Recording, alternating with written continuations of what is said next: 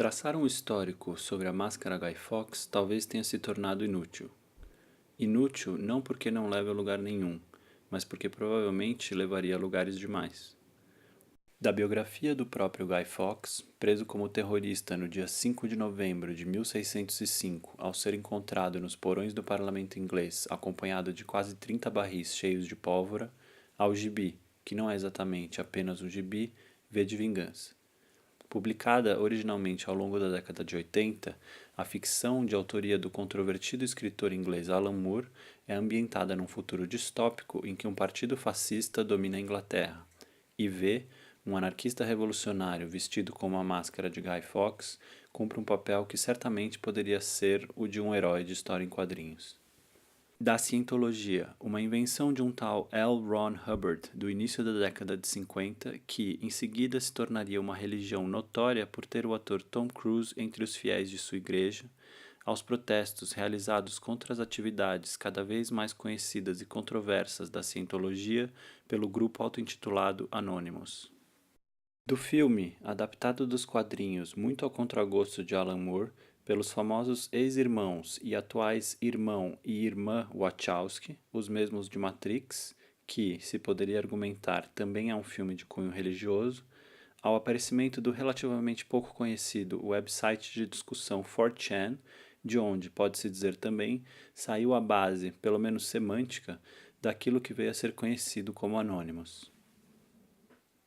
Da chamada Conspiração da Pólvora, integrada por Guy Fawkes e que tinha como objetivo assassinar o rei da Inglaterra para restabelecer a fé católica no Império, um plano que hoje certamente seria considerado terrorismo de extremistas religiosos, ao seu nome, Guy, que passou a fazer parte do vocabulário da língua inglesa numa fascinante transformação de nome próprio para substantivo comum.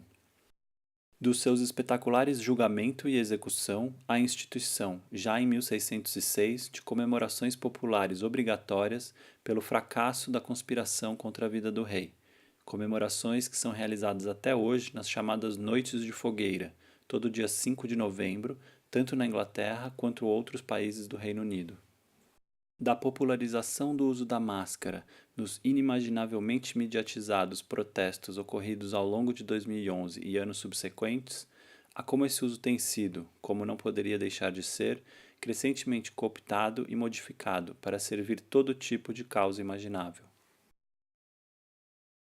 Seja como for, atribuir um sentido determinado e específico à máscara não seria menos que ingenuidade, mas estabelecer uma identidade para a anonimidade, o que a princípio poderia parecer um oxímoro, parece ser justamente o que ocorre.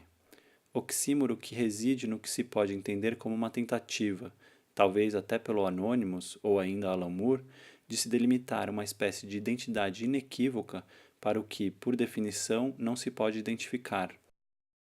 Um gesto iconoclasta, certamente, não apenas na dimensão da imagem em si, para apagá-la, mas também, e talvez mais importante, por ir radicalmente contra aquele que pode ser apontado como um imperativo hegemônico e inescapável.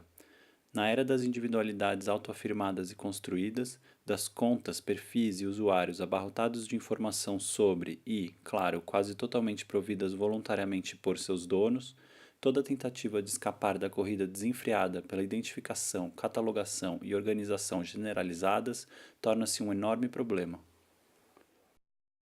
A contradição é estabelecida pelos termos da tentativa. A iconoclastia não é realizada, como se poderia esperar, se fosse literal, pela quebra de um ícone ou pela destruição de um símbolo.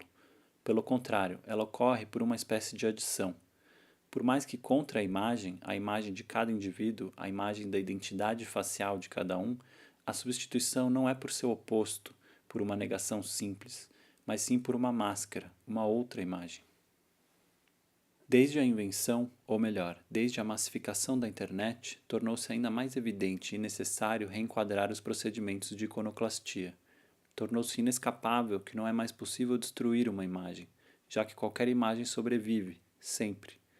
Como se toda e qualquer imagem já nascesse totalmente banalizada, num fluxo contínuo e aparentemente infinito.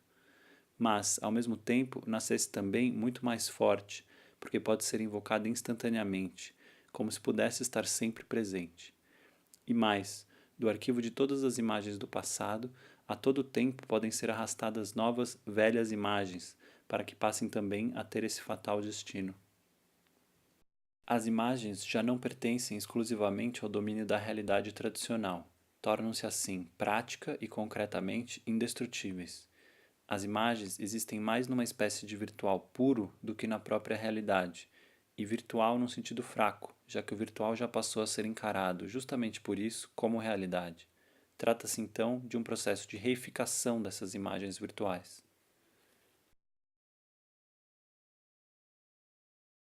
No caso da identidade, o imperativo da produção voluntária acaba por arrastar consigo a necessidade de seu oposto, ou seja, a anonimidade. Mas essa anonimidade só encontra sua forma na mesma e única caixa de ferramentas disponível. Assim, quase que inocentemente, usa os mesmos procedimentos para tentar alcançar essa anonimidade. Então, do embate dessa carência pela anonimidade com todas as estruturas determinantes da cultura de massa como representante última do possível, por exemplo, das redes sociais, resulta uma situação aparentemente intransponível. Nada de novo aqui, certamente. Tudo se passa como se houvesse uma tentativa de se empreender uma nova dinâmica de funcionamento da identidade dentro de uma sociedade na qual essa dinâmica, por construção, não tem como existir. A opção, então, é ceder às coerções implícitas ou à ideologia dessa mesma sociedade, o que dá lugar a contradições irredutíveis. Recorre-se a uma imagem que, em princípio, é até bastante carregada de significados anteriores. Significados que não são nem um pouco óbvios para quem quer que os encare com mais seriedade. Mas é justamente seu uso, sua reiteração, que a torna cada vez mais obsoleta, tanto como imagem quanto como ícone. E aí ela cumpre sua predestinação, vira o símbolo de uma espécie de vazio. Pela adição de excessos, o significado da máscara se reencontra sobre si mesmo e colapsa, se transforma em um vazio semântico, um buraco. Um buraco que em si e em todos os seus possíveis desdobramentos definitivamente é atraente como tal, seja apenas como passagem ou como força aliciadora de tudo que o rodeia, principalmente a própria atenção. No entanto, a possibilidade de constatar a existência de um buraco permite que a atenção seja voltada para aquilo que constitui a sua condição de buraco. O que caracteriza um buraco, qualquer buraco, não é apenas o que nele falta, mas aquilo que sobra ao seu redor, o que substancia e indica a falta. Assim, considerar seriamente um buraco é considerar o que está em volta dele, o que faz com que ele exista. Uma ação. Centenas de máscaras Guy Fawkes, compradas da China por menos de $3 cada, por meio de um site na internet que as entrega em qualquer lugar do mundo sem nenhum custo adicional.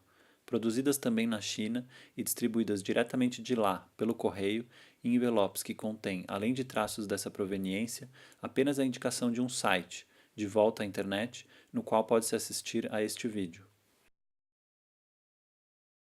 Tomemos o correio.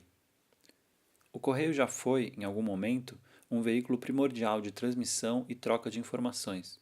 Ao mesmo tempo, e justamente por isso, sempre foi uma ferramenta estatal de gerenciamento e controle do fluxo de informação. Mas, fato indisputável, o correio vem ficando cada vez mais obsoleto. E não é à toa que ele está sendo substituído pela internet, conforme o Estado amplia, exatamente na internet, esse papel de poder e vigilância. Se antes houvesse dúvida, todos os vazamentos providos por Edward Snowden sobre a espionagem em massa, em escala mundial e sobre estados inteiros, tornam inegável que a internet talvez seja um substituto ainda mais eficaz quanto à possibilidade de controle, ao contrário até do que alguns de seus defensores já tenham advogado. Contribui muito para essa situação o fato de a internet e sua história, para a esmagadora maioria de seus usuários, ser uma enorme caixa preta.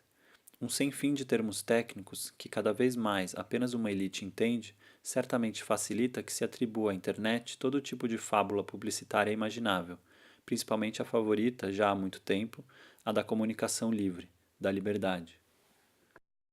Seja como for, resta ao correio essa condição aparentemente ultrapassada, muitas vezes até obsoleta, ou em vias de se tornar obsoleta, lidar com os objetos do mundo. A essa altura, já deve ter se tornado evidente a qualquer pessoa que o correio encontra-se relegado à posição de simplesmente concretizar trocas de objetos físicos, para não dizer apenas mercadorias. Trocas essas realizadas sem a necessidade dele, em outras palavras, as vendas feitas pela internet. Praticamente todas as trocas de informação e até, principalmente, de dinheiro acontecem hoje na internet, e cabe ao correio apenas transportar os bens de um lado a outro. Ainda que isso seja resultado de contingências técnicas que logo serão superadas, conforme alguns. Um transporte que acaba por aproximar o correio da internet não só na ordem desse fluxo de eventos, mas também no pouco entendimento do seu funcionamento e quanto ao papel que cumpre. É como se assim o correio acabasse por servir também à dinâmica do ocultamento e alienação da cadeia produtiva e de distribuição de mercadorias. Uma ação. Centenas de máscaras Guy Fawkes compradas da China por menos de $3 cada por meio de um site na internet que as entrega em qualquer lugar do mundo sem nenhum custo adicional. Produzidas também na China e distribuídas diretamente de lá, pelo correio, em envelopes que contêm, além de traços dessa proveniência, apenas a indicação de um site, de volta à internet, no qual pode-se assistir a este vídeo. Se uma ação como essa tivesse sido realizada dentro do espírito revolucionário ao qual se refere Ed Reinhardt, certamente seria possível atribuir a ela um vetor positivo quixotesco, mas deveria ser inescapável a necessidade de considerar as condições e relações entre todos os elementos enumerados. De alguma forma, ao mimetizar de maneira específica a descoberta do buraco, valendo-se dele e contra ele, a ação não poderia ser positivamente emancipatória, mas pelo menos, negativamente, contra a alienação da máscara, de seu contexto, sua produção e circulação. Restaria saber o que se pode reaprender dessa lição iconoclasta, fadada ao fracasso e mau entendimento, e por isso mesmo ao sucesso. Se a maior fragilidade da máscara pode ser sua maior força, se até sua positivação ingênua pode se tornar negativa, se numa certa cultura da imagem pode ter se tornado possível, oxímoro maior, subtrair pela soma.